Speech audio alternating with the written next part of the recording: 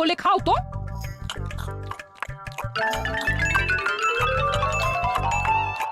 গিন্নি, পেটটা ভরেনি বুঝলে, তুমি আরেক হাঁড়ি ভাত বসাও। আমার জন্য 2 হাতা রাখা আছে, ওটাও খেয়ে নাও না। খাও, আমি আর ভাত বসাতে পারবো না। এখন উনুন ধরাও, আঁচ দাও, ভাত বসাও। আরে তোমারটা তুমি খেয়ে নাও না। তুমি তো জানো আমার এটুকু খাবার পোষায় না। তারপর তুমি আজকে ওই ওলের ঝোলটা যা বানিয়েছিলে না, খাই খাই খাই খাই করে আমার জীবনটাও খেয়ে ফেললে গো। আরে বাবা, ভগবান এই পেট দিয়েছে কিসের জন্য? এত খাটাখাটনি সবকিছুই তো এর জন্য নাকি? হ্যাঁ দাদু, অনেকদিন ভূতের গল্প শুনিনি, আজকে আমরা ভূতের গল্প শুনবো। বেশ, শোন তাহলে। আমাদের রাজ্যে আজ থেকে বেশ অনেক বছর আগে একটা খুব পেটুক লোক থাকতো। তোমার মতন পেটুক? বলতে পারিস, কিন্তু ওর গিন্নি ওকে ভালো মতো খেতে দিত না। তাই একদিন না খেয়ে খেয়ে অক্কা পায় আর ভূত হয়ে এদিক সেদিক ঘুরতে থাকে। তারপর কি হলো দাদু? তারপর তো সে এক মজার ব্যাপার। ভূতকে ওর গিন্নি চোখে দেখতে পেত না, তাই সেই পেটুক ভূত কিছুদিন পর থেকে গিন্নির উপর হুজ্জুতি শুরু করলো। কি রকম হুজ্জুতি দাদু? গিন্নি যা রান্না করতো সব চুরি করে খেয়ে নিত। এই এসব উল্টো পাল্টা কথা বলে আমাকে ভয় দেখাতে পারবে না। হ্যাঁ, এই যে তোরা চটপট খেয়ে নে, নইলে তোদের দাদু আবার ভাগ বসাবে রে। খা। আচ্ছা দিদা। এই শোনো না, তুমি আমার জন্যও আরো কয়েকটা বেগুনি ভাজো। হ্যাঁ, এই তো একটু আগে 4টে বেগুনি আর 1 বাটি মুড়ি দিলাম। হ্যাঁ, সেগুলো তো পেটের কোন কোনায় হারিয়ে গেছে গিন্নি। তুমি ভাবো আমিও হারিয়ে গেছি? বেশি খিদে পেলে নিজে রান্না করে খাও। সে তুমি না থাকলে আমি রান্না করেই খেতাম। দিদা, দাদু কিন্তু তোমাকে চলে যেতে বললো। কি বললে? আমি চলে যাব? আরে তাহলে তাই হবে। এই গুলটে, তুই এসব কি বলছিস বলতো? গুছিয়ে বিদায় নিচ্ছি। আরে কোথায় চলে যেতে বললাম গিন্নি? আর না, আজকে আমি বাপের বাড়ি চলে যাব। হ্যাঁ, এই দেখো আমি কোথায় চলে যেতে বললাম। তোমার মনের কথা আমি বুঝে গেছি। এই দেখো, থাকবো না এই পোড়ার মুখ সংসারে। লক্ষ্মী সোনা রাগ করেছে। হাওয়া গরম আছে, চল এখান থেকে বেগুনি নিয়ে এখন কেটে পড়ি। এই সামান্য ব্যাপারে রাগ করার কি আছে বলো তো? এবার নিজের সংসার নিয়ে নিজে থাকো, সারাদিন শুধু খাই খাই আর খাই খাই। নাও এবার ঠেলা সামলাও। ভুল করেও আমাকে বাপের বাড়িতে ডাকতে যাবে না বলে দিচ্ছি। যদি যাও তাহলে আমার থেকে খারাপ কেউ হবে না, এই বলে দিলাম। ওগো, তুমি আমায় ছেড়ে চলে গেলে গো। এবার আমি কার কাছে বায়না করবো গো?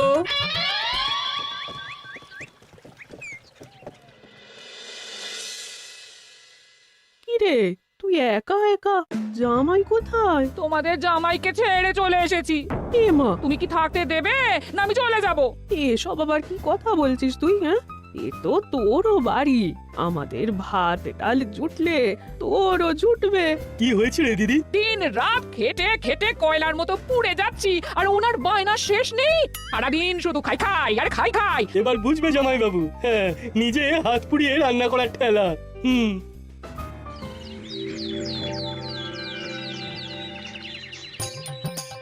গোপাল দাদা, ও গোপাল দাদা, ও গোপাল দাদা, গোপাল দাদা, এ দরজা খোলো, মহারাজ ডাকছেন। এই রে, অনেক বেলা হয়ে গেল।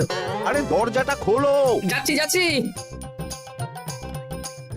আরে আজকে তো গ্রামে সেচ প্রকল্প নিয়ে আলোচনা আছে, মহারাজ তাই তোমাকে ডাকছেন। মুখ হাত ধুয়ে যাচ্ছি।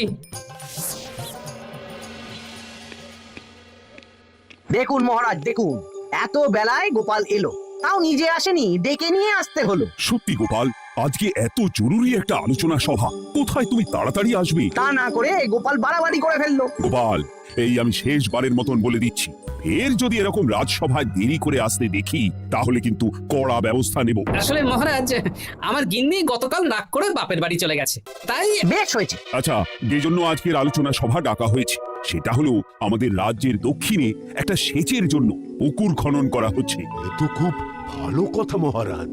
দক্ষিণের চাষি ভাইরা অনেক দিন ধরে জলের সমস্যায় ভুগছিল, এবার একটা সুরাহা হবে। কিন্তু এটার জন্য তোমাদের বেতন কয়েক মাস কম পাবে তোমরা। একই কেন মহারাজ?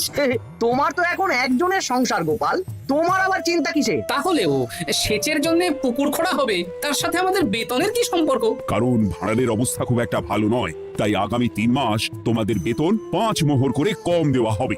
হ্যাঁ নয় হ্যাঁ, আর ওই 3 মাসের কেটে নেওয়া বেতন 4র্থ মাসের বেতনের সঙ্গে যোগ করে দেওয়া হবে।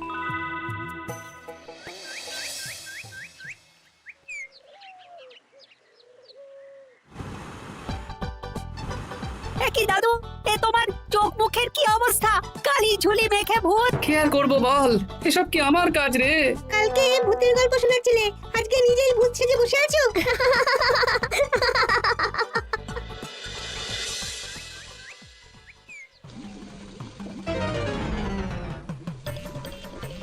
এই রে, ভাতগুলো পড়ে গেছে। দূর দূর দূর, এভাবে হয় নাকি? না, এবার থেকে ভোজনালয় থেকেই খাবার খেতে হবে। একার জন্য কে আবার রান্না করে? দূর দূর। কি গোপাল দাদা, তুমিও আমার মতন ভোজনালয়ে খাচ্ছ? আমার না হয় বাড়িতে রান্না করার কেউ নেই। আমারও নেই, যে ছিল সে ছেড়ে চলে গেছে। ভাই, আর একটু ভাত দেবে? গোপাল দাদা, ভাত আর হবে না গো, আরো কয়েকজন দৈনিক খদ্দের আসবে, তাদের জন্য রেখে দিয়েছি। তাহলে কি আর করা যাবে? একটু একটু ওই তরকারি একটা শাল পাতায় মুড়ে দে, বাড়িতে গিয়ে মুড়ি দিয়ে খাবো। আচ্ছা, তা দিচ্ছি। তুমি খাওয়া হয়ে গেলে হাত মুখ ধুয়ে নাও। আচ্ছা গোপাল দাদা, গিন্নিমা চলে গেল কেন?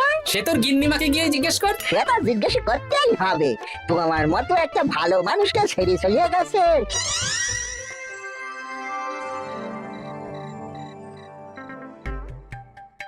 এসো এসো। এই নাও ধরো, পুঁটির মা তোমার জন্য কটা রুটি আর তরকারি পাঠালো।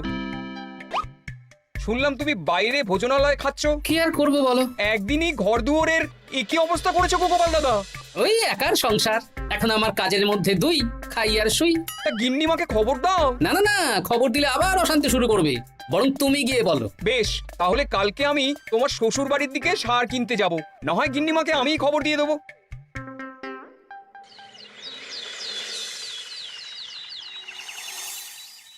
বাড়ি ঘর গোছালো, তাতে আমি কি করতে পারি? হ্যাঁ, এখন আমি আর ওই বাড়িতে থাকি না। হ্যাঁ, শুধু তাই না, গোপাল দাদা বাইরে ভোজনালয়ে তেল মশলা দেওয়া উল্টো পাল্টা খাবার খাচ্ছে গো। থাক, আমাকে এসব কথা শোনাতে আসবে না পুটির বাবা। আমার খাটতে খাটতে জীবনটা কয়লা হয়ে গেছে, কয়লা। ওনার বায়নার শেষ নেই। হ্যাঁ, বুঝলে গোপাল দাদা, আমি গিন্নিমাকে অনেক করে বোঝালাম, কিন্তু কিছুতেই কোনো কথা শুনলো না। বেশ, শুনতে হবে না। এরকম বললে হয় নাকি? চারিদিকে ঘর দুয়ার অগোছালো, খাবারের থালা বাসন এদিক ওদিক ছড়িয়ে ছিটিয়ে আছে। ওরে বাবারে, ইঁদুরেও আস্তানা করেছে। যা হচ্ছে হোক।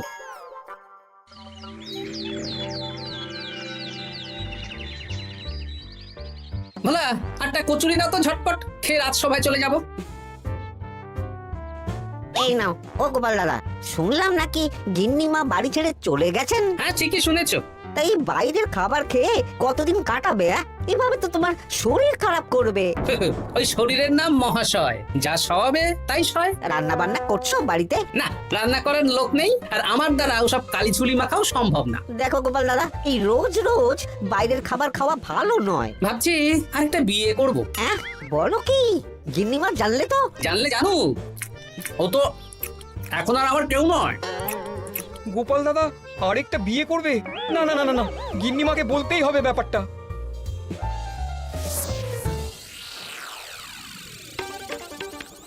গিন্নিমা, তুমি আবার এসেছো পুটির বাবা। সর্বনাশ হয়ে গেছে। আবার কি সর্বনাশ? হ্যাঁ, বাড়ির চারিদিকে অগোছালো, ইঁদুর মশা মাছি ঘুরে বেড়াচ্ছে। আমি আর ওই বাড়িতে যাব না। গোপাল দাদাও সেই ব্যবস্থাই পাকাপাকি করতে চলেছে, আরেকটা বিয়ে করবে। কি বললে? জল জ্যান্ত বউ থাকতে আরেকটা বিয়ে? হ্যাঁ, আমি আজকেই যাব। ওর একদিন কি আমার একদিন? হ্যাঁ, আমি আজকেই যাব।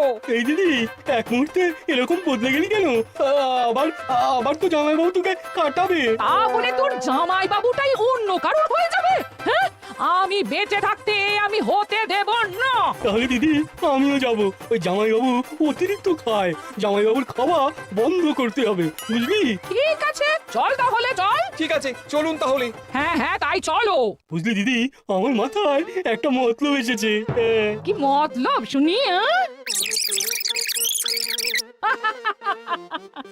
এই বেশ তো বেশ, এতে যদি তোর জামাই বাবুর অতিরিক্ত খাওয়া কমে তাহলে তো ভালোই কথা। হ্যাঁ, কিন্তু খুব সাবধান, গোপাল দাদার নজর কিন্তু বাজ পাখির নজর।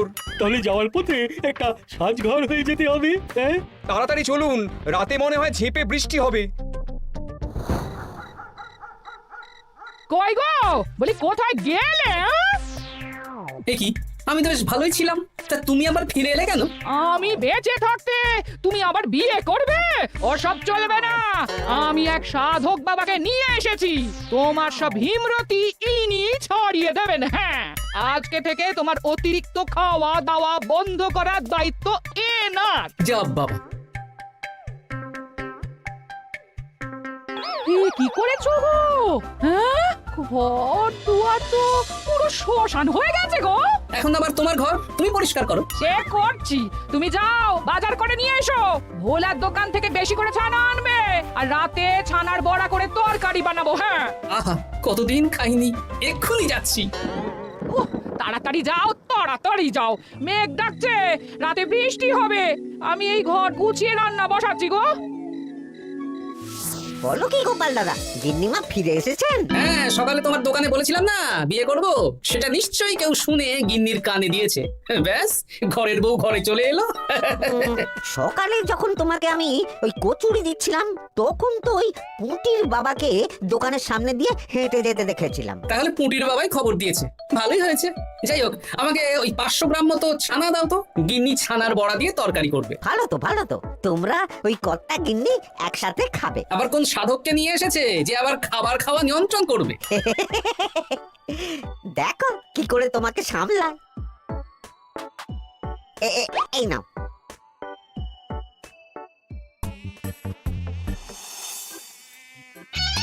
দেখি গিন্নি, আমার জন্য দুটো বড়া আর ওনার জন্য এতগুলো। বেশি খেলে তোমার চেহারা ঠিক হবে না বৎস, তোমাকে রোগা হতে হবে, তাই কম খেতে হবে, বুঝলে? ঠিক আছে, আপনাকে আমি মজা দেখাচ্ছি। অগত্যা গিন্নির হাতের খাবার খাচ্ছি, এই আমার 14 পুরুষের ভাগ্য ভালো।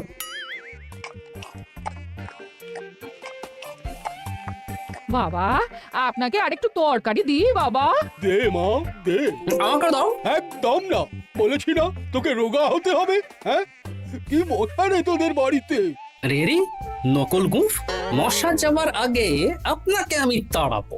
এই কদিন চারদিকে সব ছড়িয়ে ছিটিয়ে নোংরা করেছে, মশা মাছি এত তাড়াতাড়ি যাবে না। হ্যাঁ, আমার খাওয়া হয়ে গেছে, আমি উঠলাম। আপনি ভালো করে খান, কেমন?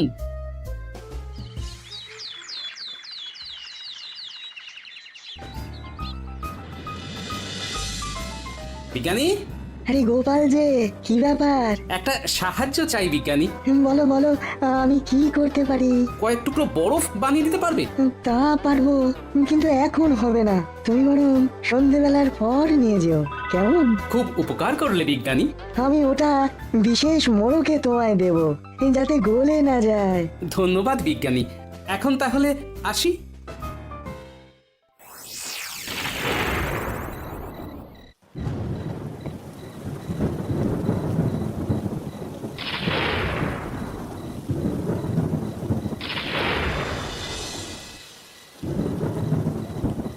ভালো করেছিস বাবা, যা মশার উৎপাত, মশারি ছাড়া ঘুমোনো যাবে না। কথায় আছে সেবাই পরম ধর্ম, তাই একটু ধর্মকর্ম করছি আর কি। আপনি ঘুমিয়ে পড়ুন, আমরা ওই ঘরে গেলাম। হ্যাঁ, সব দরজা জানলা ভালো করে বন্ধ করে দিয়েছো তো? ঝেপে বৃষ্টি নেমেছে। হ্যাঁ হ্যাঁ, কোনো চিন্তা নেই, তুমি ঘুমো, আজকে অনেক খাটনি হয়েছে গো। হ্যাঁ, জয় ঠাকুর।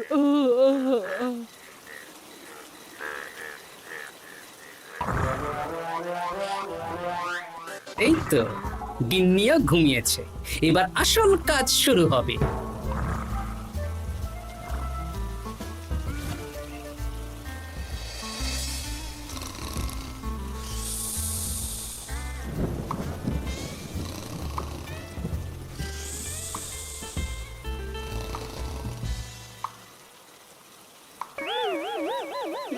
কি জল পড়ছে কেন? চাল ফুটো হয়ে গেল নাকি? এত রাতে দিদিকে ডাকা ঠিক হবে না। আরে কি মুশকিল, এখনই জল পড়ছে। আরে দূর দূর। বাপ রে বাপ।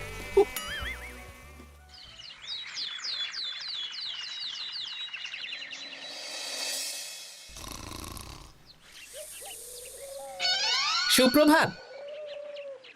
প্রভাত আর শু নেই। কেন? সারা রাত প্রথমে ভিজেছি, তারপরে মশার কামড় খেয়েছি। ভিজেছেন কেন? আচ্ছা, কি?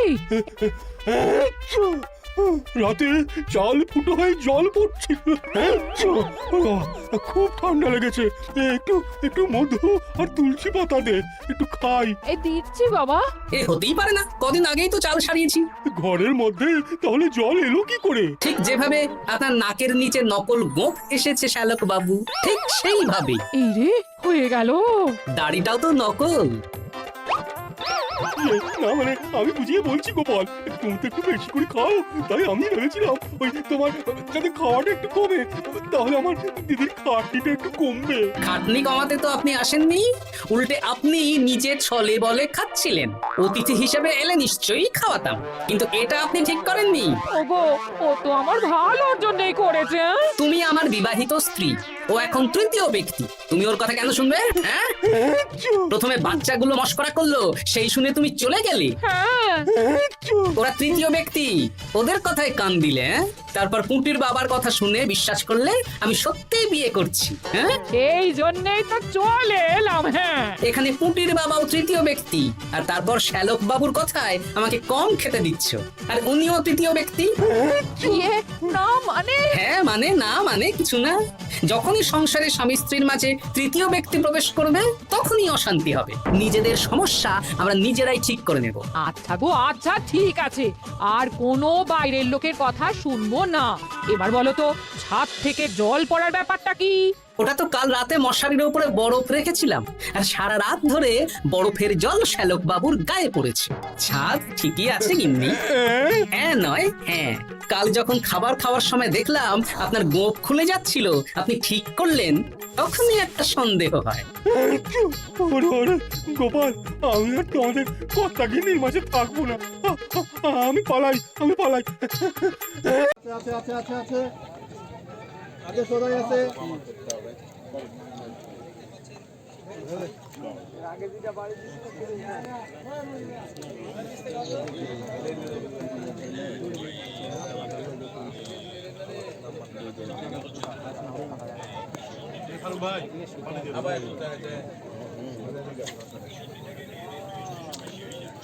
ওই মাছটা বড় গো গাজী ভাই, এই যে মাছটা বড়, এই যে মাছটা দিয়ে গেছে।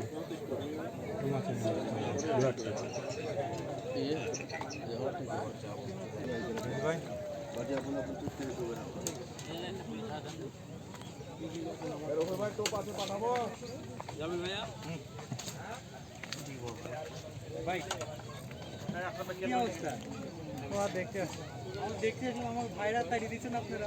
তাই নাই, আমরা তাড়িয়ে দিচ্ছি। খাবার কুকুর আছে কি বলেন? আমার ওই দেখলাম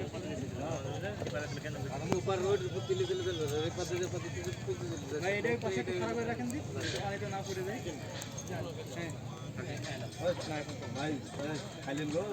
একদম কি খাওয়া দিবেন না? আপনি উঠে খাওয়াটা করেন তো, আপনি খাওয়াটা দিতে লাগেন।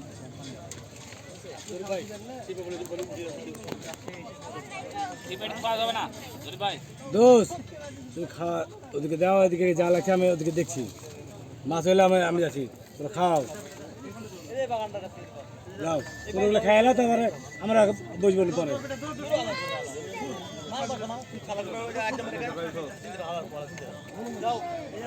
সাবান সাবান যাও যাও, দোকানে বললে দিয়ে দেবে সাবান। যাও, আরে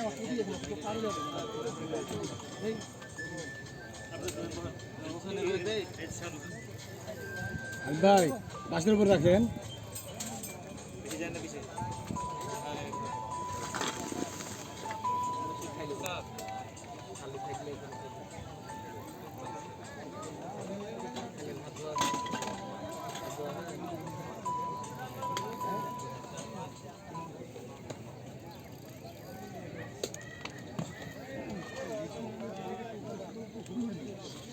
বলছি না,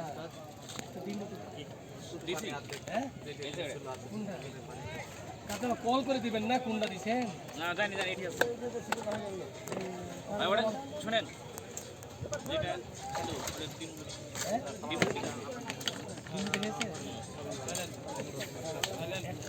টিপের মতো ভাঙবে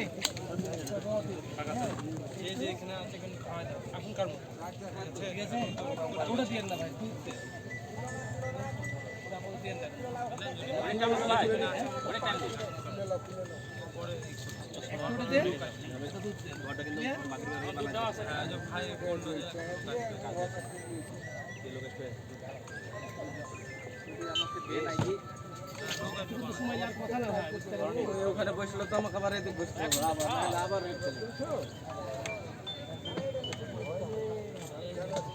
মাছ দিন ওই জায়গায় বলতো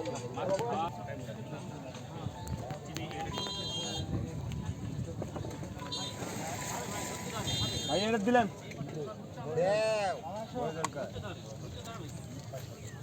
বড় জালি তো এটা এই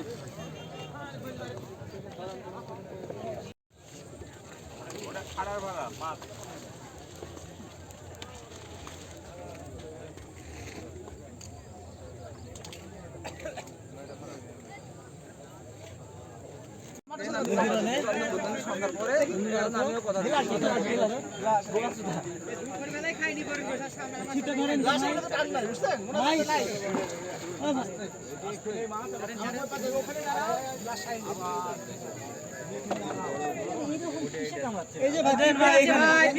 বিশাল বড় মাছ পিঁপড়া পিঁপড়া নিয়ে আসছেন পিঁপড়া কামড়াবে না একটু কেমন খান নাহলে হয়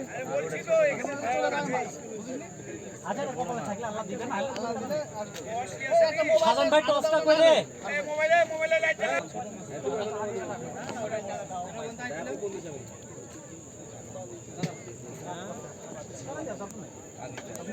থাকলে আপনি পাবেন রাতুল সময় নেওয়া যাবে না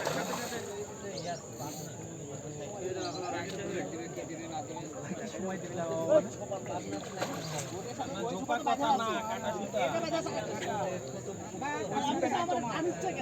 আর ওটা থেকে জন্য তো কাটে গেছে ওটা থেকে মাছ কথা বলিয়েন না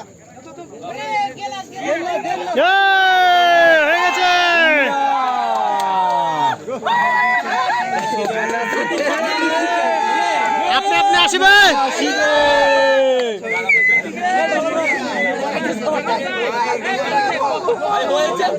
বিশাল বড় কি মাছ যদি থাকে নসিবে আপনি আপনি আসিবে ইয়েস ইয়েস ইয়েস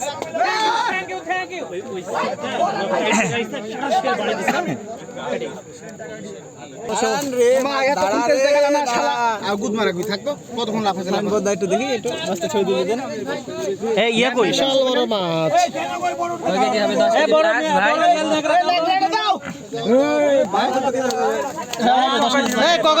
কগজ হবে 10 প্লাস না 12 তারিখে হবে গো বিলাস প্লাস